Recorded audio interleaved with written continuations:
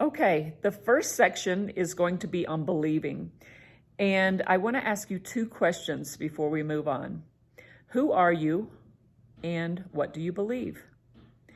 These are really important questions because you want to start focusing in on your inner being. And what does your inner being tell you? Okay, so the inner being is who you are really on the inside. And to know your inner being is to know your purpose, your values, your goals, your motivations, and all of your beliefs. It's not what somebody has told you. It's actually what you've experienced for yourself and discovered for yourself. And knowing and balancing your inner being requires a really high level of introspection to look at yourself and ask those questions. So what I'd like for you to do is start out by listing 10 things that you believe about yourself, your world, and your life. Okay? So start with those.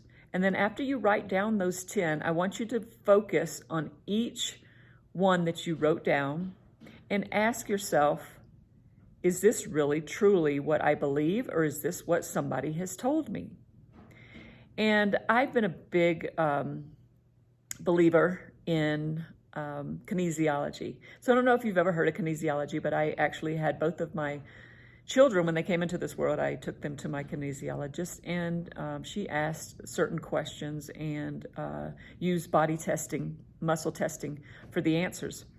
And so I've done this my whole life. That means that if you ask a question about yourself and your inner being, you can actually get answers from the way your muscles respond.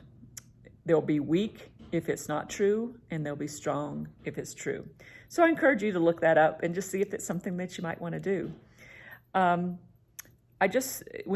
When you ask those two questions about who are you and what do you believe, I wrote this book particularly on the types of questions like this so that you can come up and look at your limiting beliefs, because limiting beliefs are going to be the ones that hold you back.